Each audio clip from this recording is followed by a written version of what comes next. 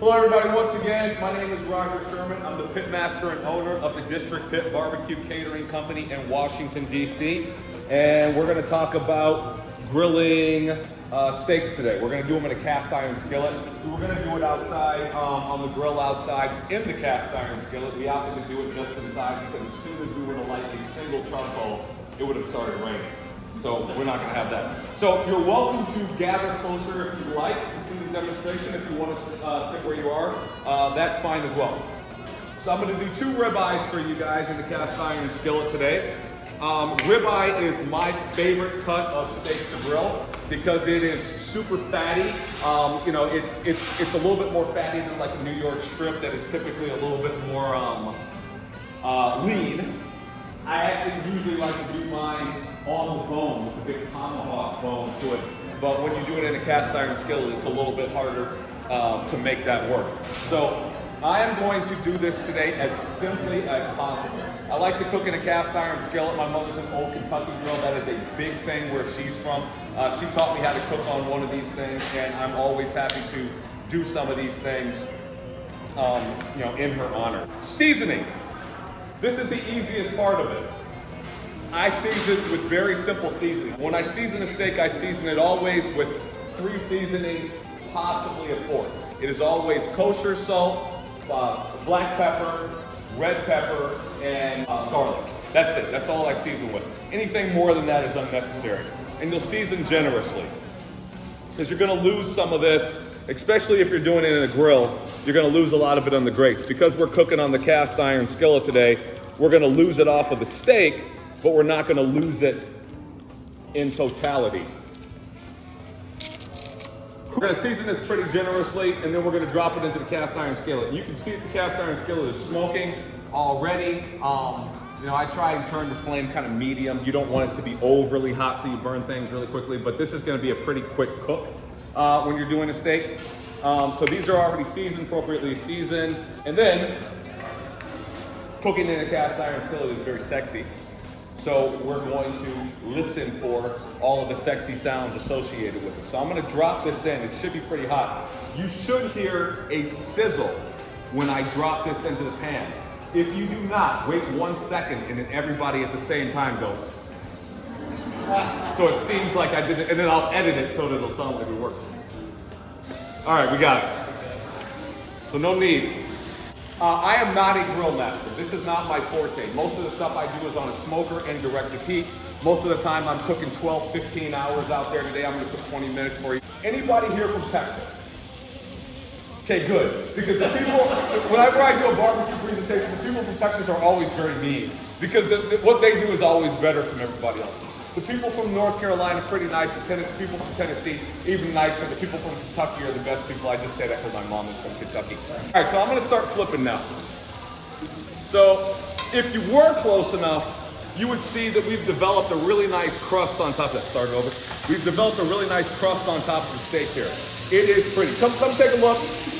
You know, I'm not going to get mad if you stand up here. If you're blocking somebody else's view, just take a quick look and get back out of here. You know, it's sexy in here, folks.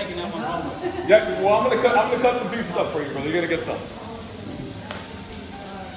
I'm drinking port. I know it's a little early in the day to drink port, but it was here. So I put it in my glass, and nobody stopped me. So time and temperature. I like to cook my steaks 1.5 inches thick. I typically do ribeyes. I like to cook them for 5 to 7 minutes aside. Today we're going to do 5 minutes, and that's all we're going to do. We're going to bring this up to a temperature between 119 and 122 degrees, and then we're going to rest it, and it's actually going to cook a little bit more. We'll get it up to 125 degrees or so. All right, so while we're cooking here, we've got some pretty fatty steaks here that I like, but I like to add an extra element of fat. So what I'll do here is I'm going to add in some whipped butter, and Zach is going to be really pissed at me now because I'm going to really get it smoky in here. But we've got the boss here, Phillips here, and he said I could do this, so I think we're okay. So we're going to add some butter into this one. This is going to add a little bit of extra fat to it that we're going to utilize to create a little bit of additional flavor. Very simple. So now we're on 4 ingredients, 5 if you count the steak. So we've got the steak, we've got salt, you we've got pepper, we've got garlic, we've got red pepper flake, and then we've got a little bit of butter. Cast iron skillet. There's no easier way to do this. Like I said, if you screw up a steak, probably find something else to do. Maybe there's a restaurant in your neighborhood you could go visit. So now we're running up here toward the bottom, toward the end of this. So this is another sexy part. If you want to come take a look at this. This part's hard because my hand, I'm not as strong as I used to be, but I got to hold this whole cast iron skillet. I'm going to turn this sideways, and you've all seen this on television before. We'll actually start spooning the fattiness over top of the steak to baste it. Is this absolutely necessary? No. Is it sexy? Yes. And that's why we're doing it. And I just lost a little bit of my moisture here on my thingamajig, but that's okay. Like I said, I don't do anything by touch or feel. I do everything by time and temperature, so I've always got a thermometer with me to make sure that I'm at the appropriate temperature, but I have no doubt in my mind that we're gonna get there because we're running this fire a little bit hotter than I want to normally, only because I want to get out of you guys' way so we can feed you. So I'm going to take a temperature check now. Hopefully we're somewhere in the one teens. We want to get to 119. I'm at 113, 115, 117, 118. We're there on one. I'm going to check the other one here. We're good. All right, that went quicker than I thought it would be. Got steaks here. We're going to take them off. And what we're going to do is we're going to tent them because we want them to rest. I'm going to put a little bit of aluminum foil over top of each of them so that they'll rest. You don't have to wrap them. You're just going to tent them so they keep some of the moisture and they're going to keep cooking. And this is where I need everybody to come this way. We're gonna make a reduction with Cab Franc. So I've turned off the flame. I might turn it on a little bit lower, but the cast iron skillet is probably good enough. So we're going to take this. We're going to pour that right in. It's going to get smoky in here. That's okay. Door's open. And then we're just going to start mixing it up. And this is going to reduce down. Now the alcohol on this is going to burn off relatively quickly. It's going to thicken up just a little bit, but I don't want to get too thick. I kind of want to keep it really runny. If you were going to make like a gravy for your mashed potatoes, this would be perfect for it. I like to use Cab Franc because it's a really deep flavored red wine. People ask me, do I ever use white wine on this? Not for steaks, but if you're doing a reduction for like a pork chop, if you're doing a reduction for maybe like a piece of salmon or maybe a piece of trout, I like to use a Chardonnay that's pretty deep white, something that's been in barrel for a couple of months. You see that thickening up right here. In here so you can see how that's thickening up. That doesn't smell terrible, does it? Yeah, I know. Yeah, you know, look, they're gonna throw me out of here. They're gonna ask me to leave and I might not be invited back, but good. The boss says we're okay. So you can see how that's thickening up there, guys. That's cool. We're happy about that. The fire is off. We would just keep stirring that. Their eyes are rolled. Their eyes are rolling right now. It's fine. I don't blame them. Nobody wants to get. You want me to stir? Was that? No, we're good. Yeah, you can get that off. All right, so that's good.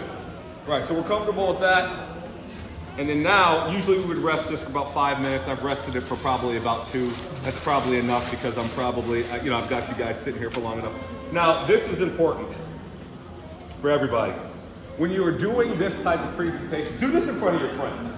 Cook this in front of your friends. If you've got a cast iron skillet and a grill, do it in front of your friends. Cook it that way so everybody can see you do it. And then, without making mention of it, when you cut into it, use the most comically large knife that you have. But don't say anything. Don't say anything. Just pull out the comically large knife. And if anybody asks why you're using such a big knife, it's because I've cooked you such a big steak. All right, so we're gonna cut it on the bias here. This is important. So if you're looking at the steak, if you're looking at it this way, you don't want to cut it straight this way because you'll get the long chews and they'll be hard to chew. You're going to turn it at a 45-degree angle and you're going to cut it at the angle here. So this is a really sharp knife. It's a really big knife. And then I'm just going to cut little pieces like this. So I'm gonna pick this up and show this to everybody so you can see that doesn't get better. It doesn't get any better than that. If you're not drooling yet, you will be in a second. And I'm gonna cut some pieces of this up here.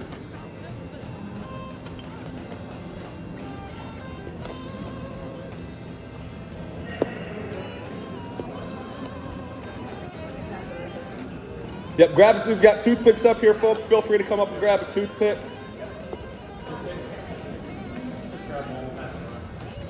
That looks good to me. All right, now I think I've got enough for everybody here, but just in case we don't, I'm gonna take one more slice that way so we've got double the pieces. Okay, you can see how sexy this is. You can see how delicious they are, but it's not perfect. What are we missing? Thank you. Thank you. Well, we got it in there. So now we're gonna pick up the skillet, and this is the sexy part here. Got all the deliciousness here, and we're just gonna pour that right over the top.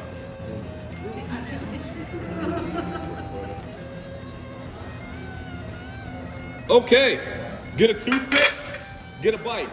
Get a bite. If you do not like this, keep your mouth shut. Take a Don't hike. be picky. Get your bait and go. Enjoy, folks. Thank you. Make sure you get one, boss. Roger. Appreciate it. Excellent.